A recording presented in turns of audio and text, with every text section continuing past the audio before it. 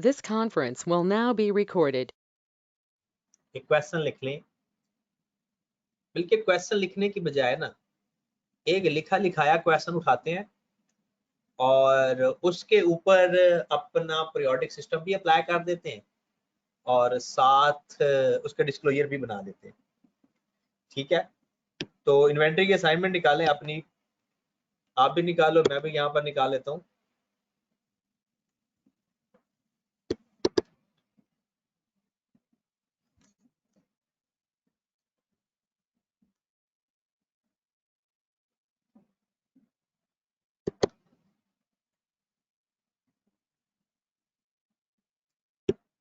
Inventory की assignment निकालें kindly.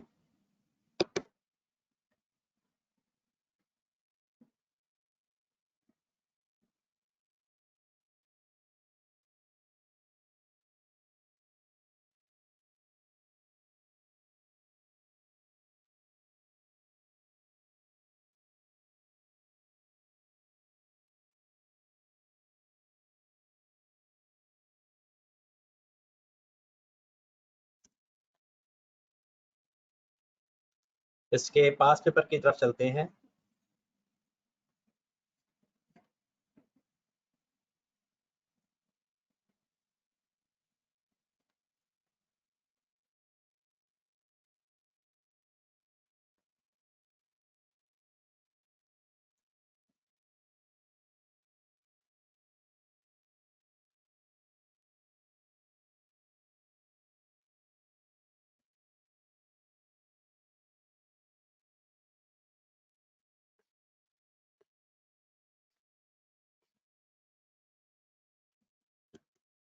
इसका क्वेश्चन निकालें,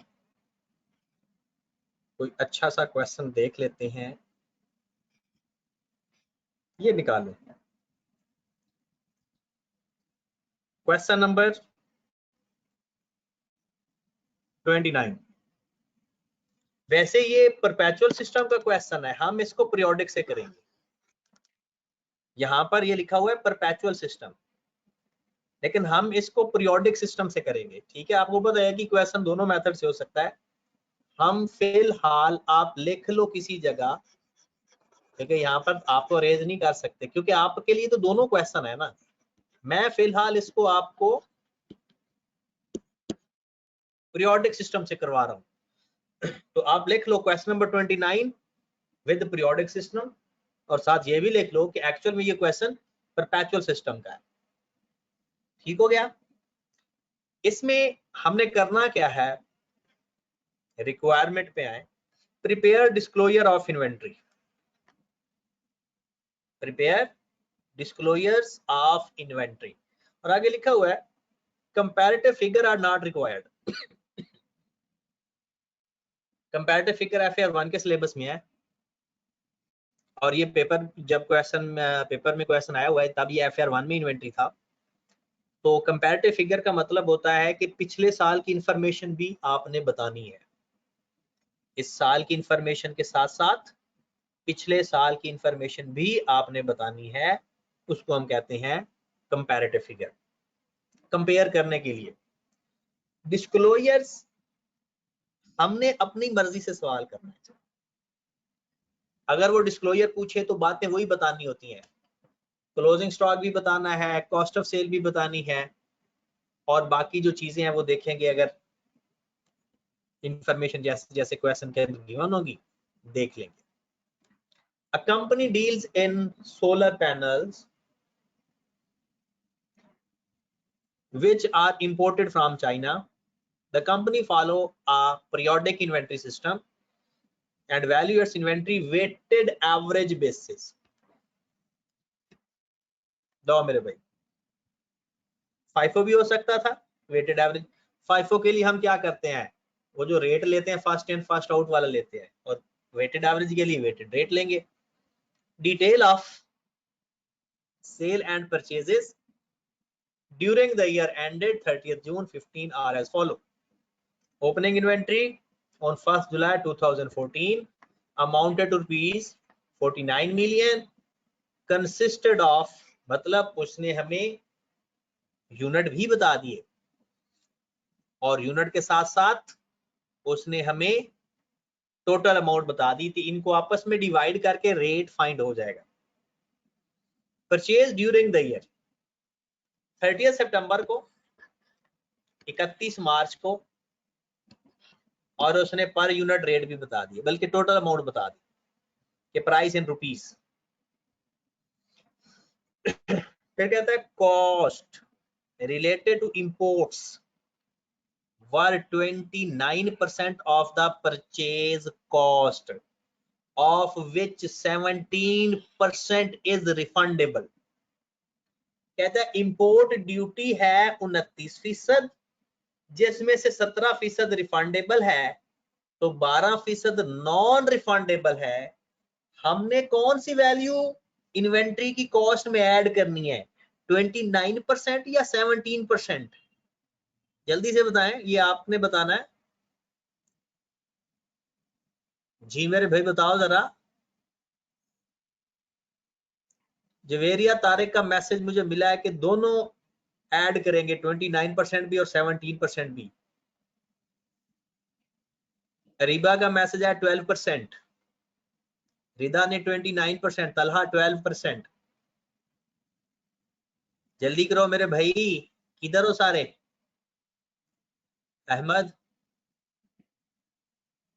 अब जरा गौर फरमाएं, 29% इंपोर्ट ड्यूटी है, जिसमें से 17% रिफंडेबल है। हम सिर्फ नॉन रिफंडेबल ऐड करते हैं, हम सिर्फ नॉन रिफंडेबल टैक्सेस ऐड करते हैं। ड्यूटी, इंपोर्ट ड्यूटी या टैक्सेस एक ही बात होती है।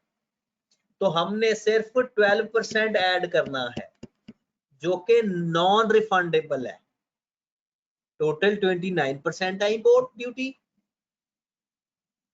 जिसमें से 17% रिफंडेबल है, तो बाकी 12% नॉन रिफंडेबल है, वो हम ऐड कर देंगे।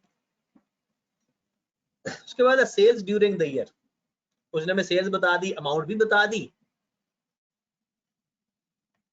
और सारी उसने सेल्स हमें बता दी लिस्ट में कि ये सेल्स है। थर्ड पॉइंट के ऊपर, sales on 31 October 2014 includes 100 solar panels which was damaged during the year and sold at rupees 12,000 per unit। एक बात आप लोगों ने हमेशा याद रखनी है, जो यूनिट सेल हो जाए उस पर आपने an lower of cost and NRV का कॉन्सेप्ट अप्लाई नहीं करना। Lower of cost and NRV apply होता है जो हमारे पास यूनिट होते हैं expected to be sold in future. उन्होंने सेल फ्यूचर में होना होता है। जो करंट ईयर में सेल हो जाते हैं उसको कोई एनआरवी का चक्कर नहीं है, वो जिस पे सेल हो जाते हैं हम उस पे सेल रिकॉर्ड कर लेते हैं बस। आगे वो कहता है on 31 May 2015 50 solar panel was totally damage and write off. आपको पता है एक डिस्क्लोजर है, वो कहता है कि अगर आपने यूनिट राइट ऑफ करने हैं तो वो भी बताओ, तो इसमें हम बताएंगे। कहता है 31 मई 2015 को 50 सोलर पैनल, इसमें जो सोल्यूशन गिवन होगा ना वो परपेचुअल के साथ गिवन होगा, मैं आपको पीरियोडिक के साथ करवा रहा हूं। फिर वो कहता है 30 June there was significant decline in the price of solar panel as a new type of solar panel was introduced in the market. Selling price are now 18,500 per unit. However, the company has made some modification in its product which will enable it to sell at rupees 22,000 per unit. Cost of modification is 2,500 per unit. Last paragraph मैं दोबारा पढ़ने लगा हूं। Last paragraph. On 30th June 15, there was a significant decline in the prices of solar panel as a new type of solar panel was introduced in the market. Selling price are now 18,500 per unit. However, the company has made some modification in its product which will enable it to sell at 22,000 per unit. Cost of modification is 2500. यहां से आपने मुझे NRV per unit बताना है, तो बता सकता है NRV per unit? Anyone? Ahmad Ali का मैसेज आ गया और मुझे पसंद आया कि वो ठीक है, रीबा का भी वही है। नेक्स्ट 18,500 होगा या 19,500 होगा? सीधा सीधा बताएं। 18,500 होनी चाहिए एनआरवी या 19,500? बिल्कुल आप सही कह रहे हो, 19,500, क्योंकि जिस पे हमने बेचना है वो हमारी एनआरवी होगी। लो मेरे भाई, मैं डिस्क्लोजर्स आपको बनवाता हूं डायरेक्टली। कंपनी का नाम, company deals and solar panel, बस उसने बताया नहीं, चले हम लिख लेते हैं नाम लिखे बगैर ही, डिस्क्लोजर्स।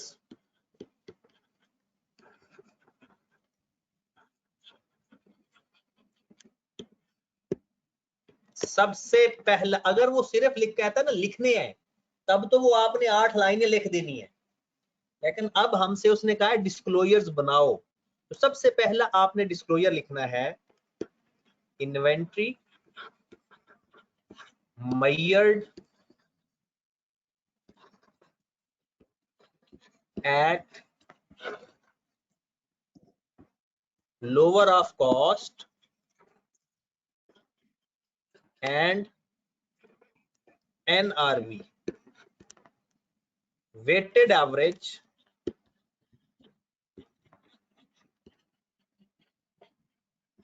cost formula used।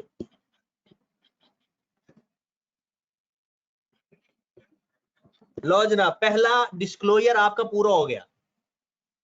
पहले डिस्क्लोजर में आपने क्या लिखना है? सिर्फ एक line, inventory measured at lower of cost and NRV including cost formula. तो वेटेड एवरेज आपका कॉस्ट फार्मूला इस क्वेश्चन के अंदर। FIFO होगा तो FIFO लिखेंगे, वेटेड एवरेज होगा तो वेटेड एवरेज लिखेंगे। पहला डिस्क्लोजर पूरा हो गया। दूसरा disclosure, carrying amount of inventory,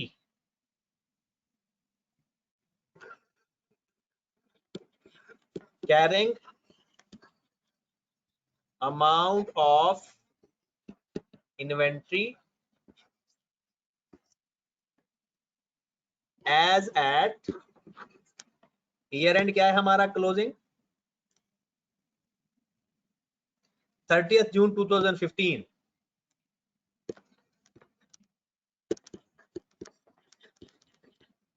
rupees. और यहां पर लिख लें वर्किंग नंबर 1, क्योंकि वर्किंग करनी पड़ेगी ना। और यहां पर हमने आकर क्लोजिंग स्टॉक लिखना है। क्या लिखना है यहां पर आकर?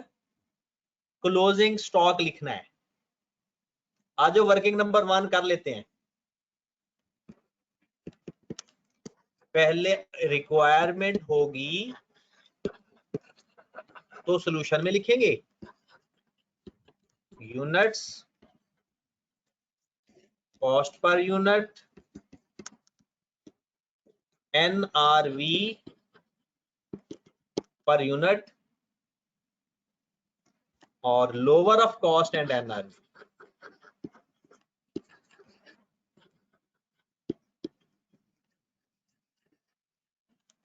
Lower of cost and NRV। Done होगी बात?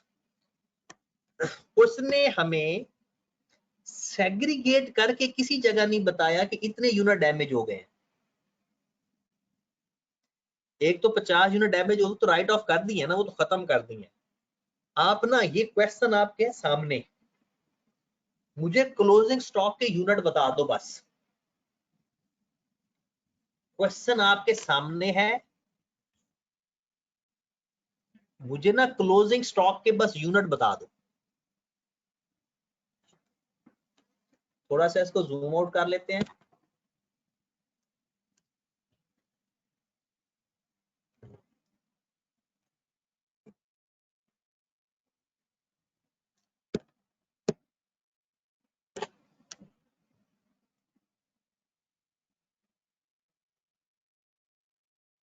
$2450 आपके ओपनिंग में पड़े हुए हैं।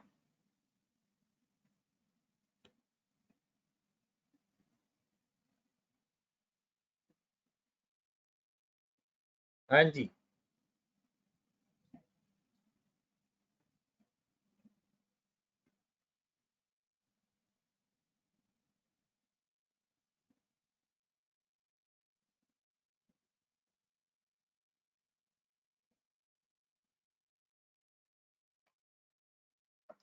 राना अहमद के आगे हैं 4390। और कोई बताए? और कोई बताया जिसके मेरे यूनिट्स के साथ मैच करेंगे तभी मैं ओके करूंगा। जी जनाब।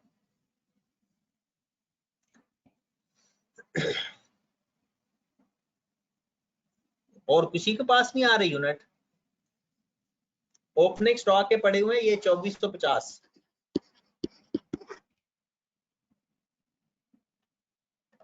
रिबा आपके कितने आ रहे हैं? अहमद अली के 2290, किसी के 2240। अब जरा अपना कैलकुलेटर संभालें और मेरे साथ करें। 2450 खत्म करें सारा कुछ। 2450 plus 4200 plus 4350 minus 2100 minus 2050 minus 2300 minus 2260 minus 50। जो आपने राइट ऑफ किए हैं ये भी यूनिट खत्म हो गए। राइट ऑफ का मतलब है आपके यूनिट खत्म हो गए। तो 2240 क्लोजिंग स्टॉक में यूनिट पड़े हैं और इनको अलग करने की भी जरूरत नहीं है क्योंकि वेटेड एवरेज मेथड है।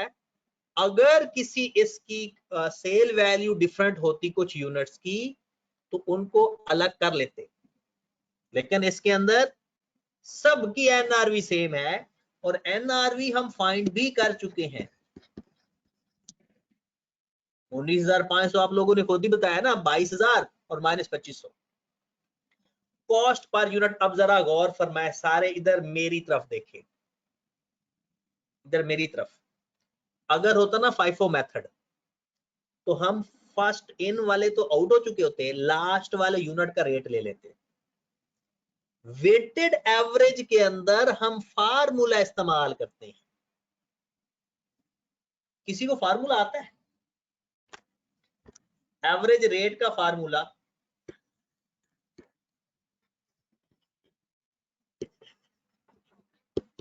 ओपनिंग स्टॉक की वैल्यू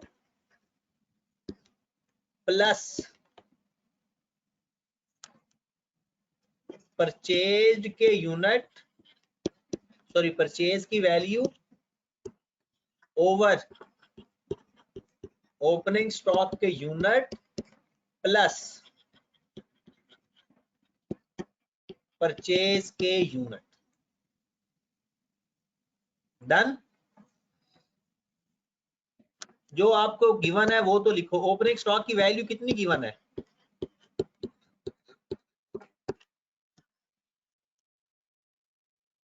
ओपनिंग स्टॉक की वैल्यू यही है ना?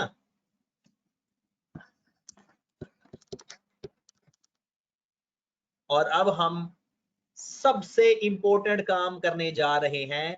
पीरियोडिक सिस्टम के अंदर परचेज के यूनिट और वैल्यू फाइंड करने जा रहे हैं।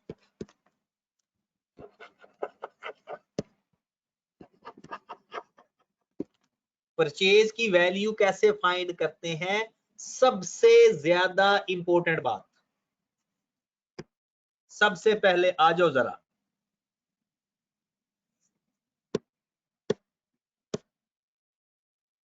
जी, दो ही परचेजेज है, 4200 और 4350। 4200 रेट नहीं बताया तो ना बताए, 78120 78120 फिर दूसरे यूनिट है 4350, यह है उसकी purchase price 87 million.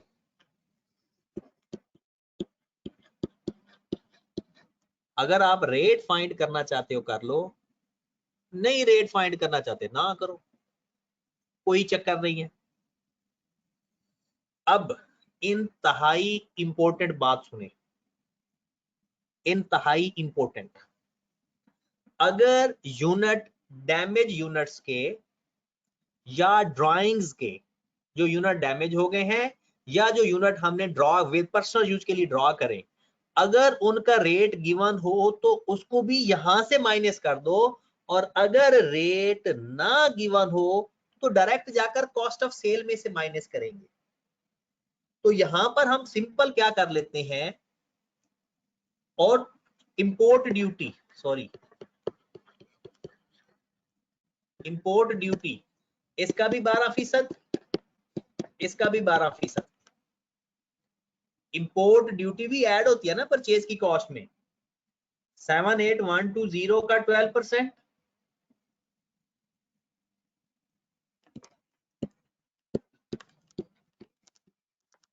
Import duty भी ऐड होती है।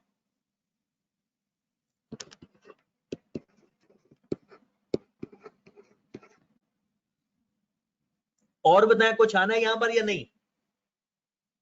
इसके अलावा परचेज से रिलेटेड और कोई बात नहीं गिवन, और कोई यूनिट परचेज गिवन है ही नहीं। लो मेरे भाई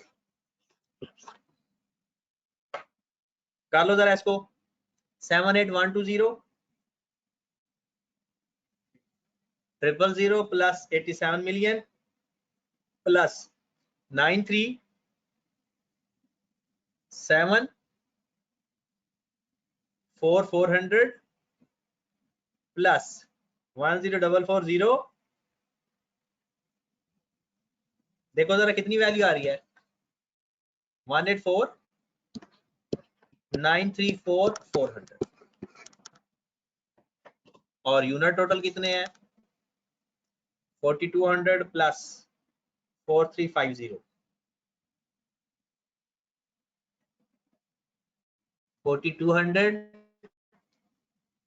प्लस 4350,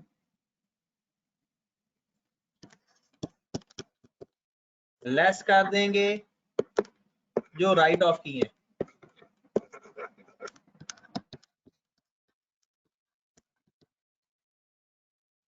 जो यूनिट आपने राइट ऑफ किए हैं वो माइनस हो जाएंगे।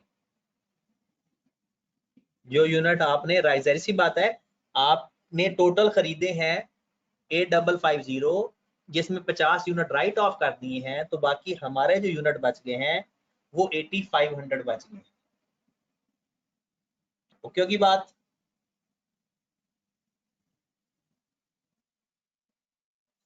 चलें जी,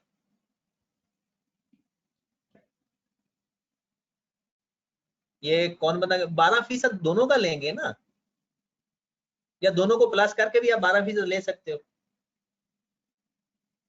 दोनों को प्लस करके भी 12% आप ले सकते हो। ओके होगी बात? चलें जी, अब आ जाओ जरा फार्मूले के अंदर पुट कर दो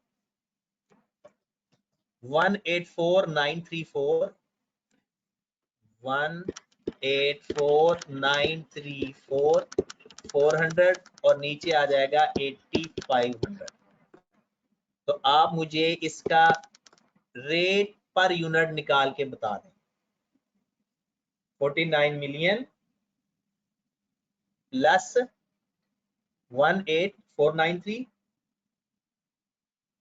4400 divided by 2450 plus 8500 21363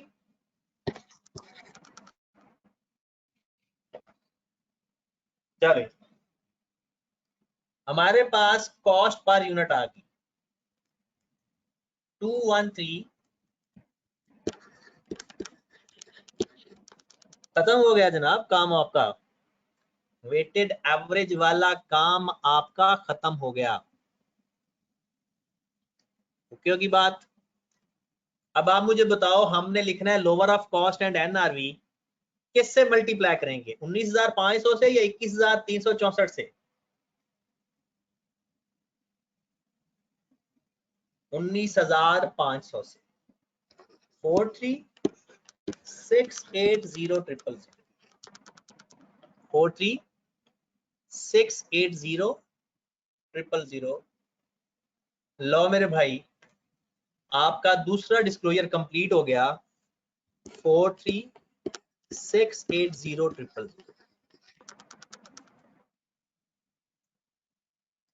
done done होगी बात अब आ जाओ तीसरे डिस्क्लोजर पे 2 डिस्क्लोजर हो गए third disclosure carrying amount of inventory which carried at NRV क्या आपके पास कोई ऐसा स्टॉक है जिसकी एनआरवी उसकी कॉस्ट से कम हो और इसमें सारा स्टॉक एनआरवी से कम एनआरवी वाला है तो कैरिंग अमाउंट ऑफ इन्वेंट्री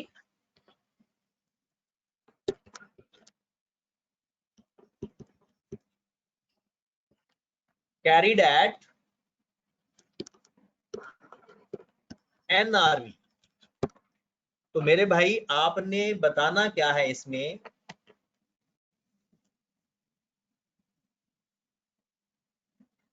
इस क्वेश्चन के अंदर आपका सारे का सारा स्टॉक एनआरवी पे लिया गया है तो आप क्या लिखोगे तरीकाकार देख लें यूनिट लिख लो कॉस्ट पर यूनिट या पूरी कॉस्ट लिख दो और एनआरवी पर यूनिट या पूरी एनआरवी लिख दो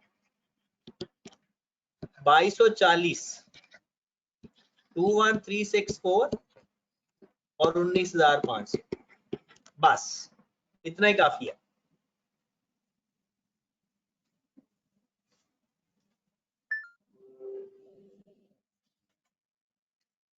हाँ अगर सारा स्टॉक ना होता तो तब हम सिर्फ वो लिखते जिसकी एनआरवी कम होती सिर्फ वो वाले यहां पर लिखते हैं जिसकी एनआरवी कम होती है ये डिस्क्लोजर में बस इतना ही लिखना होता है इसके अलावा और कुछ नहीं लिखना होता आगे आ जाओ फोर्थ डिस्क्लोजर यहां पर या टोटल सारी कॉस्ट और सारी एनआरवी लिख लेते हैं या सिर्फ पर यूनिट लिख देते हैं वो आपकी मर्जी है चौथा disclosure carrying amount of inventory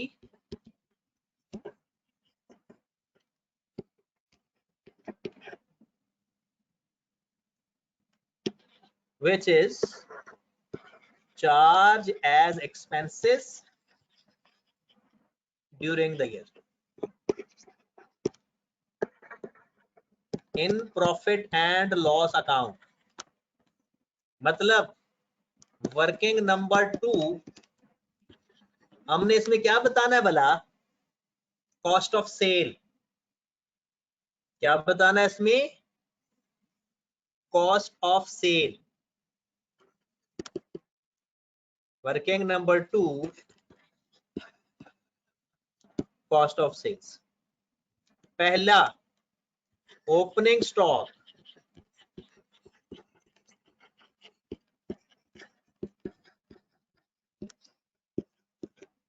add purchases और परचेजेस के अंदर वो इंपोर्ट ड्यूटी ऐड है परचेजेस हमारी कितनी आई 184934 184934400 less closing stock. Closing stock हमारे पास आ गया 4368000। लाओ मेरे भाई मुझे कॉस्ट ऑफ सेल बता दें।